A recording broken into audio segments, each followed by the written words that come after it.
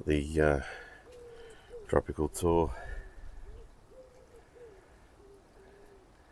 That gorgeous tiki head that I picked up from an independent nursery. Absolutely love that thing, and the more kind of stuff grows on it, the better it looks.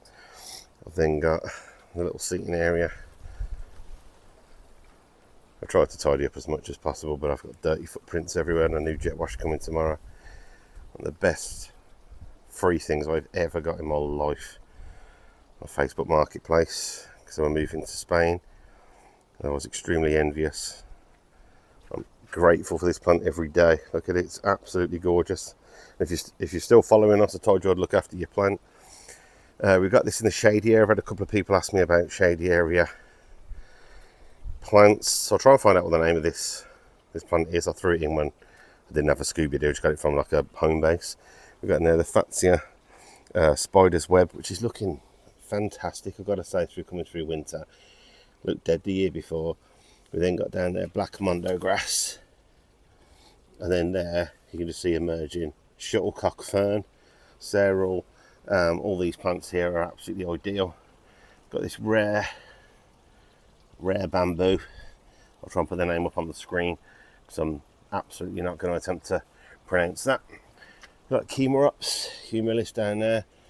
What's bursted through the ground there is miscanthus. As you can just see, there's some green there in the middle, and that is the giant form. This little twig that I put in a couple of years ago, can't pronounce the first name, but the second part of it was Strawberry Field, so we'll put it up on the screen when I find the name of the plant again. And this is literally a bee romancer. The bees cannot leave this thing alone. Literally, the buds will open up on this on, I would say, within a month, and then we'll be on it from morning till the end of the day, literally round the clock. I've got 3 of these. 2 of them are quite big, and the other one's absolutely tiny. I've done, as you might notice now, I've barked all the way down here. Again, I've got the black mondo grass following the edge of the border. Got the newly planted Chimerops humilis, which is a bit bigger. The cordyline, which is in the biggest mood of its life. It was overgrown, it had died kind of from the top and it had shot from the base, so I'd removed about 9 different plants from the base and almost hacked this to pieces, so I'm absolutely not surprised it's done this. Might very well not make it, but I had to tidy it up, and if that's the case, I'll buy another one, because they are gorgeous plants. I assume it would just die back for a little bit and then should shoot. There was enough roots and stuff left on it. We've then got the Euphorbia. This is the John Phillips one. It's looking sensational. It's grown an awful lot since the last video that I did as well. I think this is one that we definitely need more of in our garden. Got the Crocosmia, that's popping through. The bananas. And wrapped that a couple of weeks ago. You could see where the tatty one was unfurled. And then within that, look at that for growth in a couple of weeks. This thing is going to be an absolute monster. Can't wait for that to unfurl. Just sets the garden off. As we come back round here, I've got a heuchera. I'm not sure which one this one was. It was just labelled heuchera. Got an awfully yellow looking Fatsia polycarpa, which I got from a online delivery. So had I seen it in person, I probably wouldn't have bought that particular one. Hopefully it will pull through. Got the other Cordyline australis there, which is looking really nice with the single trunk on it. Really happy with that. The other one of those Strawberry Fields plants there. The other one's in the middle there. It's finally taken off after the others, but in comparison, no real comparison there. I've got the Sweet Winter, the Sarcococca down there, and I can already smell it. It smells beautiful. So it smells like a perfume. I know one person's commented say it smelled like something else, but everybody else seems to agree that it smells like a perfume. But they did say it's a bit like a Marmite one, which is fine. Got a massive bunch of hostas in there, and this is one of the rare ones. And I'm going to say this year, and then later in the year I'm going to regret it. But it's one of the ones that the slugs don't seem to bother too much. But forgive me if in the next couple of garden tours it's absolutely destroyed. I'm just going on previous years. The other miscanthus there is popping up, and that thing will eat that whole fence. It'll be right up there. So this is going to feature on another video I'm doing about monster growth. My nemesis with the trunk trimmed back on that one. I think it looks really nice now. Kind of looks a bit more the way that it's kind of hanging over, like those almost like coconut-y kind of palms you see that lean out towards the sea. So I'm quite happy with that. Another one just for symmetry, whatever that is in the corner. The Fatsia, I've cut that back. It had been stabbed senseless by this thing. I did try and get it in focus earlier, but I think we've got a better chance now. These things are absolutely ridiculous. And don't forget, when you're going in to trim the lower parts, this is what I'm ducking the whole time. These things coming straight for your eyes. I had 3 injuries from it earlier, but it is a yearly thing, so I shan't be doing that again. Bamboo did look like it had dried out. It's a good shout. I seen on somebody else's video the other day. Re-watering at this time of year often goes by the wayside. I've used 3 complete water butts. The plants are just drying out. We've had a heat, kind of, I'll say a bit of a heat wave. I don't want to use the word heat wave, but it's been sunny for a good 5 to 7 days straight, and these plants are drying up. The Tetrapanax, this one's Rex, looking ready to absolutely go. And again, once that unfurls there, it eats all that middle section, kind of from this side all the way to about here. We've got some additional plants, some Mahonia I put in there. I haven't had them long enough to be au fait with the names yet. I'm not sure if that one's Volcano. I've got the Persicaria there, which is Red Dragon, which was barely kind of emerging. The coloration on that one is just gorgeous. The other one, Purple Fantasy, and I always kind of feel like these names should be almost the other way around, because that one looks distinctively more purple than that one does. I know it's the chevron colour on it, but that's why I always get the names mixed up on it. But that one's Purple Fantasy and that one's Red Dragon. I was really concerned with the Colocasia Pink China, which you can see now it is emerging. The bit in the middle, that part there, right in the centre of the screen, had gone like mush. So I used a trick on it, which is using yellow sulphur to kind of dry it all out and stop. It looked like it was just dying back. But that seems to have sorted it out now. If I come right in here, you can see there's an extra couple of shoots on there, and it's definitely not dying back anymore. The Fatsia polycarpet that's gone through winter outside, it was just battered from last year, from slug damage right at the end of the season. That's coming through as this thing does grow like weeds. It grows all the way through. It'd gone all into the palm area over there. So I pulled it out and made some additional plants. I've got another Mahonia, I believe that one's Soft Caress. Following the theme around the front. Black Mondo grass. There. On the end there, I had this like kind of tropical grass thing. I will put the name up on the screen. It's showing absolutely no signs of life, and there was an additional one over there. When I'm rocking it, it still seems firm, but I'm really hoping it hasn't died because it was gorgeous. I can't remember what the name was. I only had it for one season. Over the back, we've got an Acanthus mollis, which I'm a real fan of. I think they look fantastic. There's 3 Sycamensis that stayed out all winter. But in the back there, that's just in my recovery zone. That's another Fatsia spider's web.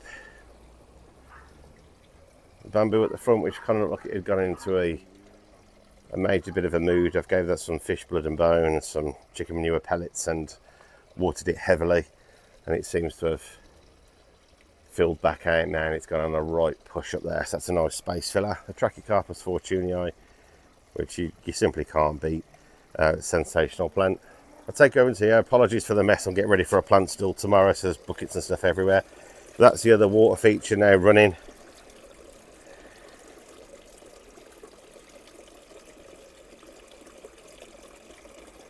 It's a nice one. I think it's been so hot today when I first put the water in. All the buckets were steaming. I think we've still got, still see a little bit of steam. We'll go really close to that middle bucket still. Though it's picking it up on the camera, still a bit of steam coming out of that, so it can't be doing too well. A couple of, again, the moody cordyline that I've separated. But again, if I'd been hacked to pieces and thrown in a plant pot, I probably wouldn't be too happy either. Another Musabashia that I separated towards the end of of last year unfurling its first leaf. Another bamboo. I think that was just Fargesia. I'm not sure which one that one is. I'll put the name up on there. Massive pot there. I think I've been out in the sun too long today. I'm absolutely toasted. That there is Crocosmia. That one's Lucifer. When all that comes out, it's got all the red flowers on it. It looks absolutely fantastic. The Waggy Palm brought out there after overwinter mine. It just never does well outside. I've lost that many of them. Got some of the little things just to kind of indicate that spring is here. So a couple of tulips, they're pink on the underside, and I quite like those. And I quite like your traditional daffodils, can't go wrong with that. The pond, just did a video about how to keep your pond clean, but it's impossible when it's overlooked by all these. These are just cherry blossom. It's just literally snowing all over the garden at the moment. I've used my net on that several times. Have a look at this. So I've now got the Gunnera, trying to stay out of the sun where I can. This was barely emerging last time, and compared to my hand, it's already off. Got several different growth points, but it's 3 or 4, and I'm gonna have to move this shortly. I've watered this in probably almost every other day. I've got another miscanthus, another moody cordyline, golden bamboo. What else have we got? Another golden bamboo, cordyline Torbe Dazzler.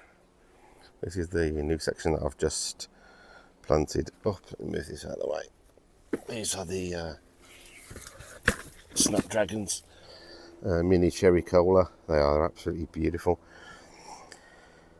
Got another Mahonia. I think that's the Sweet Winter Formium. That one is Barinda. I think it's one of the KR ones. I can't remember the number. Not exactly catchy plant names. It's a blue bamboo. Still got no coloration on it. This one here is Phyllostacis spectabilis. You can see there from the zigzag canes. Did have somebody thankfully kind of message me, read that, and I went back to the nursery to see why mine doesn't have green in the stripes, and I'd be very interested if somebody could confirm this or not. They've advised me that it's because it didn't have enough sun and feed. It doesn't generate the green. But I'd be interested to know if that's factual. I couldn't find anything online. But yeah, I just want to see if that's factual or not.